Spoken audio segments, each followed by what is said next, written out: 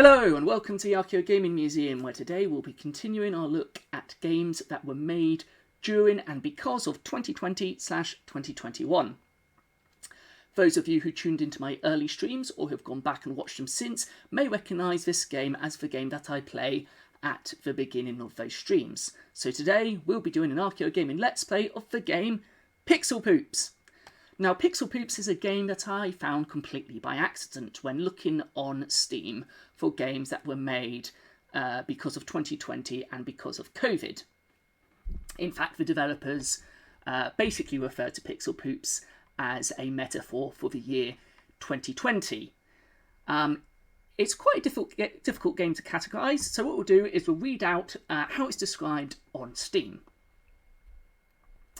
You have a problem with joggers. They think they own the whole park. They talk about motivation or reaching their goals, but in this action-packed throwback to early 80s console games, you'll show them. You'll stop them yourself in the most effective way you know. So, why is this game of Archaeogaming interest? Well, there are two reasons, really. One was the developers' claim that they view it as a metaphor for the year 2020. And secondly, that it is designed, or is a throwback to the early 80s console games. Steam actually goes on to describe the game in the following way. Celebrate the end of 2020, the year of poop, with this bizarre throwback to second generation video games of the early 1980s. Joggers are happily trotting across the local park in an effort to reach their fitness goals, but armed with the healthiest metabolism in the world, you are going to put a stop to that. Make your way across the park and poop everywhere. Little poops will only slow the joggers down, but keep pooping to increase poop size. When a jogger hits a large poop, they will be stopped for good and you'll score a point. If you run out of fuel, simply go back to the starting point alongside the taco restaurant and eat. Then you'll be ready for more. In this love letter to old console games from the early 80s, you'll enjoy unique one-button fast-paced action that only gets faster. The action is paired with a classic style of visuals and authentic sound effects created with the Korg synthesizer software. With 2 difficulty levels and time attack mode, you'll chase high scores across 4 Steam leaderboards. Available DLC adds 3 unique rule sets and 12 more leaderboards. There's a set of achievements too. The joggers will come by faster in greater numbers, but you'll be ready. This time it's going to be different. Look out, joggers, you are going to have a beep day. Well, I think enough said about that, really. Let's jump in and have a look at the game. The game, you can either use a controller, it's fully controller supported, or keyboard. We'll try using a keyboard first, and then we'll try it with a controller just to see how different the gameplay is and how easy it is to play. And they give slightly different experiences. So, press poop to start. So in the keyboard mode, you control using the arrow or W, A, S and D keys, and you poop and refuel using the spacebar. And again, as the instruction said, you can use these little poops which slow them down, or big poops that trap them entirely. Again, it definitely has very classic or retro visuals. I mean, the sprite of you is maybe a slightly unfortunate shape. The visuals and the sound effects of this game specifically make me think of the Atari 2600.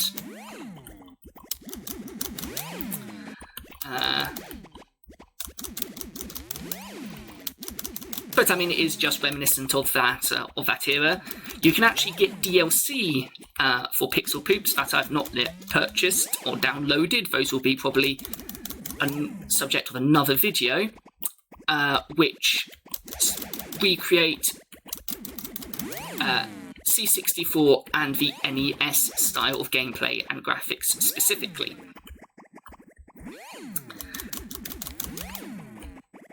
I have to say, I have probably played this game too much over the last couple of months. It is a great game to come to if you just have a few minutes to spare, or you want to take out some frustrations.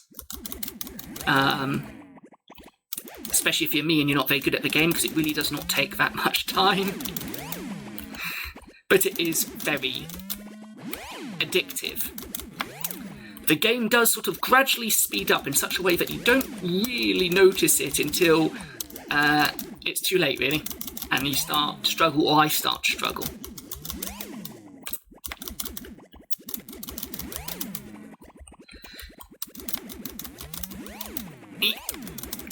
It's actually quite a hard game to sort of narrate over whilst you're playing.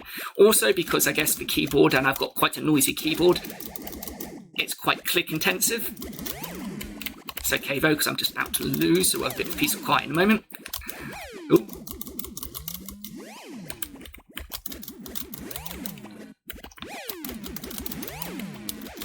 Ooh. Again, sort of the idea is to also try and stop several at once. That makes it easier if you're able to trap several people or several of these joggers. I mean, I could have left it for those two, which I didn't. That was silly, but you kind of panic. You panic poop. I think I've definitely said poop more times in 5 minutes than I thought I would ever say. So, obviously, we lost out with a score of 81, which is terrible, if I'm honest. This colour change of this screen actually does make me very much think of the Atari 2600. And the games that I've played for it, especially some of these sort of combat tank games where the colour change happens all the time and can actually be quite distracting. Luckily, with this, it only sort of does it whilst you are on the menu and not halfway through the game, which can make it a little bit distracting. So again, why is this game of an Archaeogaming interest? Well, as we said, they said it's a metaphor for 2020 being a bit of a poopy year. I think we can all agree on that. 2021 is looking a little bit better, but we'll have to see how that goes. But also, it is designed to be a love letter. It's designed to be a throwback to 1980s console games, which is interesting from an Archaeogaming point of view, and a potential headache, maybe, for archaeologists and archaeogamers of the future. And again, it all comes down to something that I mentioned in my social distancing Archaeogaming Let's Play quite a lot, and that is the idea of context. Now, with this description, and with this knowledge from the developers that their aim was for it to be a throwback, for it to be a love letter, we know it wasn't originally created for the Atari 2600. It's not a game from the 1980s. But if you had, for example, this game and some of the tank combat games, shall we say, for the Atari 2600, and you had some footage of them playing, would archaeologists for the future, without that information, be able to tell the difference? Would they, in a typological sense, put them in different categories or in different time periods? That's hard to say. So let's look at how well does it go to recreate the 1980s experience. Well, certainly in terms of the style that they're using, it is very 1980s. The music, again, it's definitely a throwback, but there is a difference in playing it. And that's mainly you are playing it on a screen, which we think of now as being very high definition. Of course, they would have thought would have been high definition back then, but there is definitely a difference in quality. We're not playing this on a CRT TV or monitor. We don't get the wavy line effects. I mean, there are some games which actually do recreate that experience quite well. But I don't actually believe it is an option in this one. No, not by the looks of it. So, actually, something I did notice just there, you can actually try the different DLCs for 1 minute free in the game, but then you have to buy them. That's quite a nice feature. But obviously, you are playing it on a newer screen. You're also using, if you're just using the keyboard, that's also a different experience, because you're using something that's attached, maybe slightly, especially if it's a laptop directly attached to the screen in which you're playing. You're using something which is slightly more refined than potentially some of the joysticks and other controllers were back in the 1980s. So with that being said, let's see what it's like to be played with a controller that is designed, well, not from second generation, but slightly later. We've got one which is designed, an SNES or Super Nintendo styled controller. So I have to say, with the keyboard, it is slightly, your hands feel, I don't know, I was going to say cramped, but they'd be more cramped on a controller. I guess slightly more disjointed from each other, whereas a controller, you've got, it feels like you have more control over what's going on. So let's see how we do with the controller.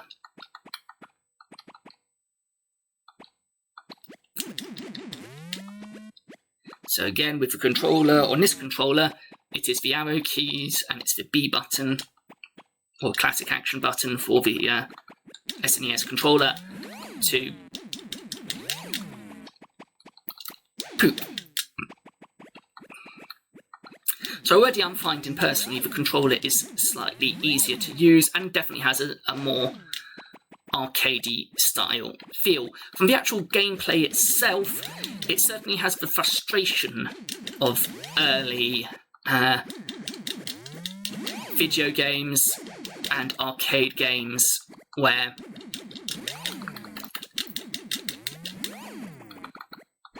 because of their simplicity, I guess, they're really annoying.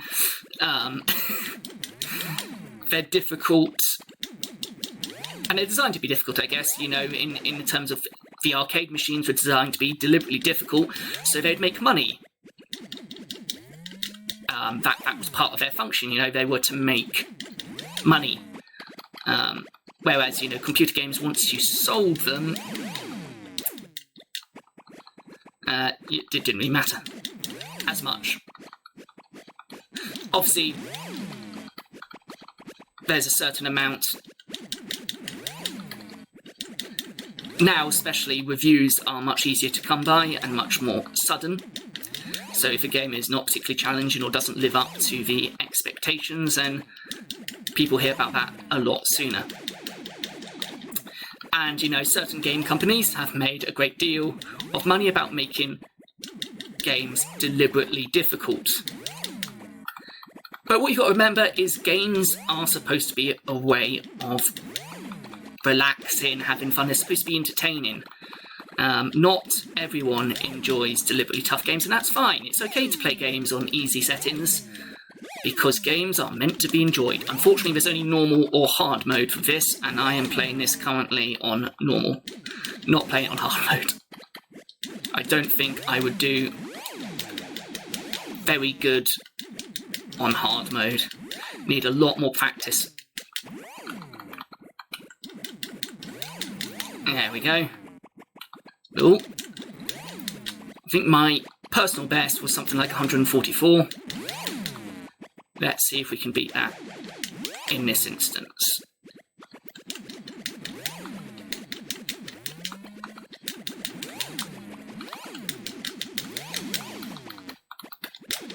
We're not doing too badly. Timing your refueling as well is key.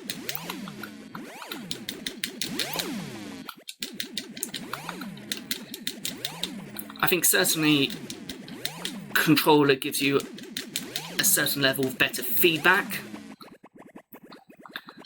So maybe, oh, I've completely run out, I'm not going to beat it with doing that, because that's why you need to time your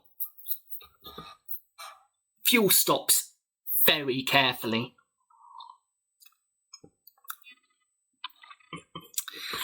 I mean, this isn't really supposed to be a review of Pixel Poops, but is Pixel Poops a good game? Yes. Again, I enjoy it because it's like an arcade game. You know, it's a game that you can just spend a few minutes over, or you can spend hours trying to beat your score, get onto the leaderboards. It's linked to the leaderboards, I guess, also as that throwback to the high score tables on old arcade machines as well. And it's very reminiscent of people trying to beat each other on those, especially during the arcade games, using silly or rude names. I guess the game already fulfills that requirement with its actual name. But I mean, at least the game title itself is actually quite self-explanatory. It is a game quite literally about pixelated poops. It's a nice, easy to explain game. It's a hard game to explain why people should play it, because it just sounds completely stupid. But that's okay. It's okay for games, I think, to be completely stupid. It's okay for them to be silly. That is part of the experience. Part of why I enjoy games is I enjoy to relax. I like a challenge. I play games for a challenge. But, you know, games shouldn't just be about trying to be the most difficult game out there.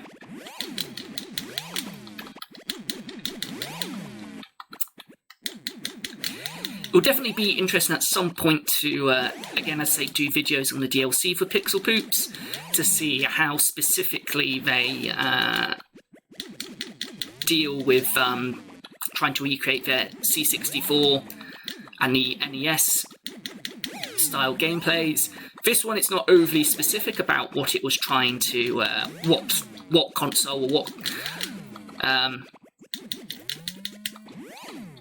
machine it was trying to emulate. As I said, for me, it definitely feels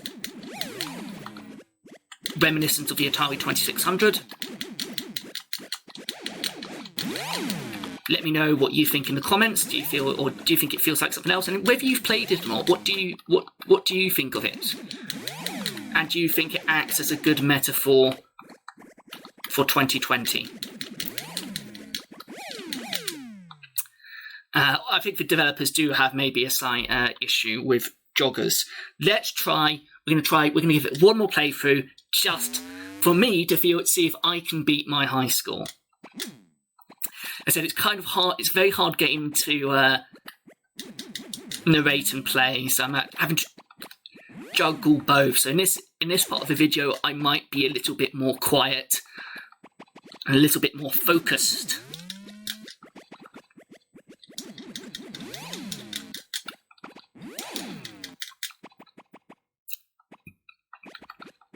Something I have noticed is the amount of games that have been made because of 2020 and COVID, which isn't actually that surprising. But it is definitely interesting, and we will be exploring those in future videos, and also in an upcoming series that I'll be looking at with some friends of mine, such as Archaeogaming, who I stream with on Saturdays, and some other friends. We will be looking at some games that's available on Steam, starting off with ones which are about COVID, or about the years 2020 and 2021, but moving on to look at other games as well, and not just ones about pixelated poop.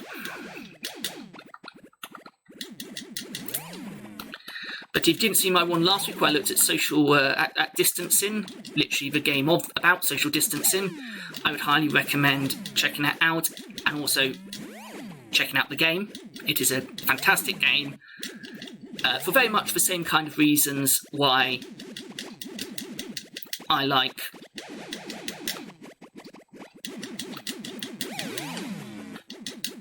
Pixel Poops.